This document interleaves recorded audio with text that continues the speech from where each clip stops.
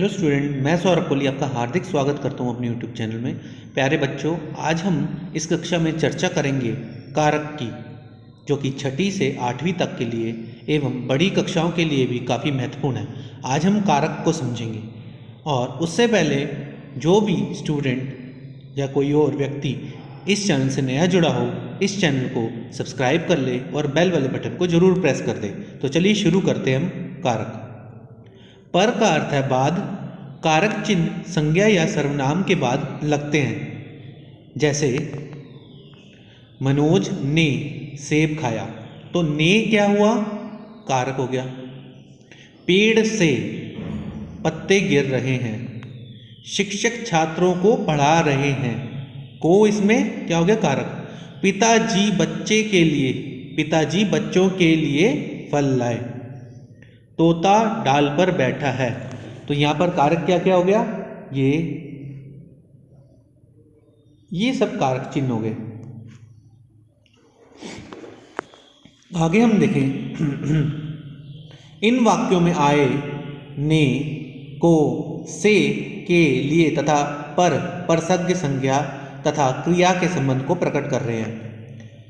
कौन कौन से शब्द? ने, को, से, के, लिए तथा पर, ये सब किस चीज को बता रहे हैं? परसर्ग संज्ञा तथा क्रिया के संबंध को प्रकट कर रहे हैं। यदि हम वाक्यों से इन कारक चिन्हों को हटाकर पढ़े तो हम वाक्य में प्रयुक्त संज्ञा तथा क्रिया शब्दों को आपस में संबंध समझ में नहीं आएगा और वाक्यों का अर्थ स्पष्ट नहीं होगा। इसलिए वाक्यों का अर्थ समझने के लिए इन कारक चिन्हों का प्रयोग आवश्यक है। अब कारक के भेद देखते हैं हम। कारक के निम्नलिखित 8 भेद हैं। कारक पहला कर्ता कारक, जिसकी विभक्ति चिन्ह क्या है? ने। इसका लक्षण क्या है? क्रिया करने वाला। कर्ता कारक यानी कर्ता ने कर्म कारक को, जिस पर क्रिया हो रही है, कर्ता ने कर्म को कर्म कारक से जिस साधन के लिए किया जा रहा है, मतलब कर्ता ने क्रिया करने के लिए क्रिया करने वाला, कर्म कारक जिस पर क्रिया पड़े, और करण कारक से यानी कि जिस साधन के लिए क्रिया की जाए, संप्रदान कारक को के लिए जिसके लिए क्रिया हो, आपादान कारक से यानी कि पृथकता का भाव है, आपादान कारक जहां अलग होने का भाव, अलग, ये क गलत लिखा है, अलग होने का भाव हो, संबंध कारक जहां पर का, की, के, रा, री, रे जिससे संज्ञा का अन्य पदों से संबंध ज्ञात हो, अधिकारण कारक में पर क्रिया होने का आधार या स्थान पता लगे,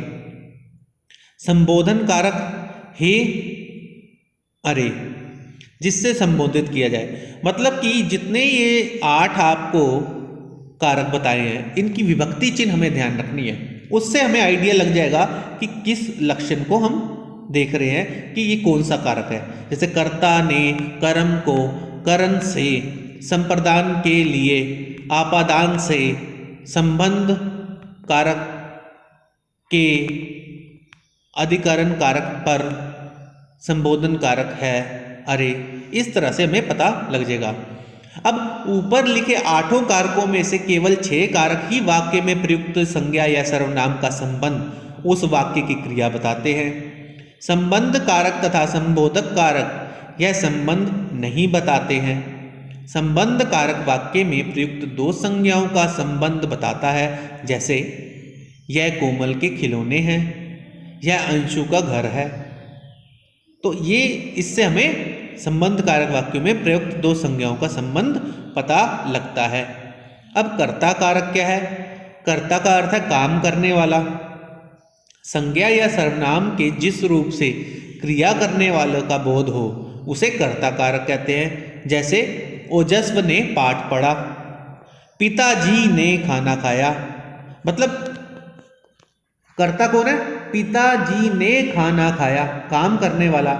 ओजस्व ने पाठ पढ़ा, तो ये कर्ता कारक हो गया। अब कर्म कारक देखेंगे।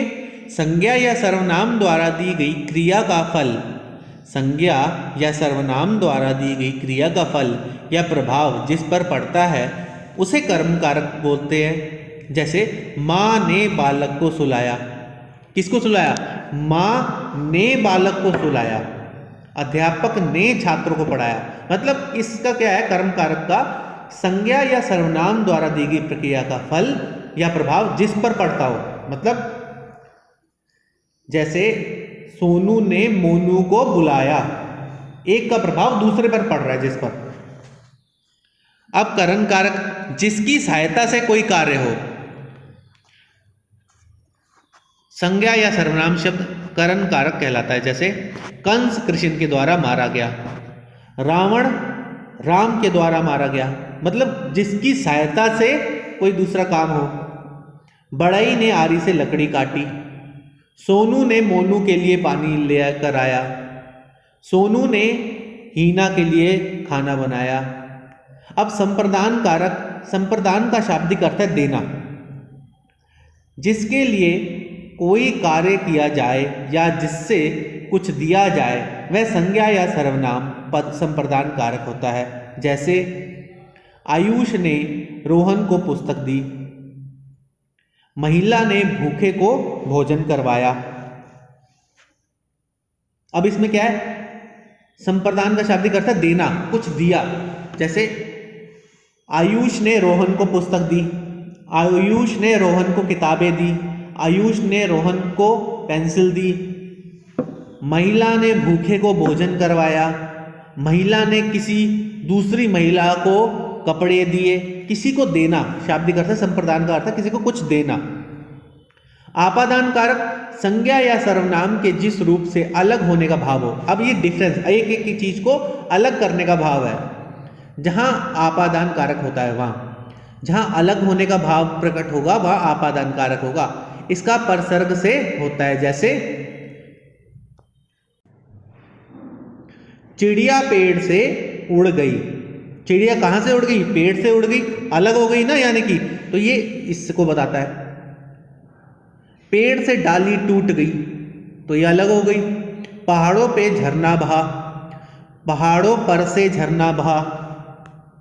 अब संबंध कारक संज्ञा के जिस रूप से किसी वस्तु का दूसरी वस्तु से संबंध प्रकट होता है, एक से दूसरे का रिलेशन पता लगता है, उसे संबंध कारक कहते हैं। जैसे यह मेरा कंप्यूटर है, यह मेरा बेंच है, यह मेरी कक्षा है, वह नेहा का घर है।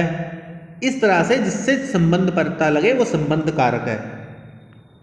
अब अधिकरण कारक संज्ञा या सर्वनाम के जिस रूप से क्रिया के आधार या उसके होने के स्थान का या समय का बोध होता है उसे अधिकरण कारक कहते हैं। जैसे डाल पर तोता बैठा है। अधिकरण का मतलब क्या है?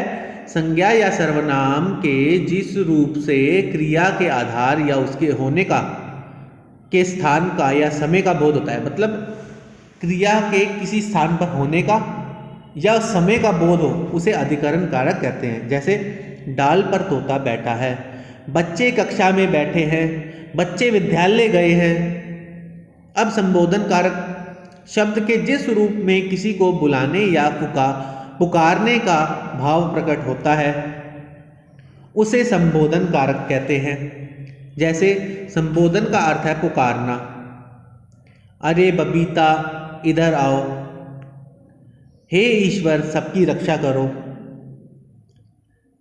ठीक है, हम किससे इस संबोधन से किसको बुला रहे हैं? पुकारने का भाव कर रहे हैं। अरे सुमित जल्दी घर आओ, हे ईश्वर सबकी रक्षा करो, इस तरह से। अब कर्म कारक और संप्रदान कारक में अंतर बताना है हमें। इसमें अंतर देखते हैं। दोनों कारकों में को पर सर्ग का प्रयोग किया है। अब दोनों में ही को का प्रयोग किया है, लेकिन दोनों में अंतर क्या है? जैसे मैंने नेहा को पुस्तक दी, संप्रदान है। मैं रजत को समझाऊंगा, कर्म है। मतलब उसने उसको समझाया, वो उसका कर्म हो गया, ये कर्म कारक हो गया। उसने उसको पुस्तक दी, संप्रदान हो गया। पहले वाक्य में देने का भाव है, अंत संप्रदान कारक हो गया। दूसरे वाक्य में समझाने की क्रिया है तो फल रजत पर पड़ रहा है, तो क्रिया का फल रजत पर पड़ रहा है, यानी कि कर्म कारक हो गया। अब करण कारक और आपादान कारक में अंतर हम देखें। इन दोनों कारकों का परसर्ग से है, इन दोनों का जो अंतर है वो कारकों का परसर्ग से है। फिर भी दोनों में अंतर है, जैसे वह कलम से लिखती है करण कारक में, गंगा हिमालय से निकलती है आपादान कारक में। पहले वाक्य में लिखने की प्रक्रिया कलम से हो रही है, यानी कि कलम लिखने की क्रिया का साधन है, अंतकरण कारक हुआ। दूसरे वाक्य में पृथक होने का भाव है, यानी कि अत अधिकरण कारक हुआ। अब बहुविकल्पी प्रश्न देखेंगे, जो भी हमने चर्चा की उससे रिलेटेड। सही विकल्प हम चुनेंगे। संज्ञा या सर्वनाम को क्रिया से जोड़ने वाले चिन्ह क्या कहलाते हैं? संज्ञा या सर्वनाम को क्रिया से जोड़ने वाले चिन्ह क्या कहलाते हैं? संज्ञा, सर्वनाम, क्रिया या कारक? बताइए बच्चों, संज्ञा, सर्वनाम, क्रिया या कारक? तो बच्चों अभी हमने चर्चा की है, तो ये कहलाएंगे कारक। कारक के भेद कितने होते हैं बच्चों? अभी हमने ऊपर चर्चा की है, कारक के भेद कितने हैं? 4 हैं, 5 हैं, 7 हैं या 8 हैं? तो बच्चों इसका सही उत्तर है 8।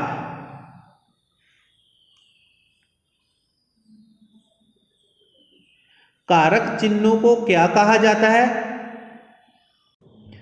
इसको क्या कहा जाएगा बच्चों? रूप, संसर्ग, पद चिन्ह या विभक्ति? तो ये कहलाएंगे विभक्ति चिन्ह। संबोधन कारक के रूप में किस चिन्ह का प्रयोग किया जाता है? तो बच्चों बताइए, इसमें किया जाएगा इस चिन्ह का प्रयोग।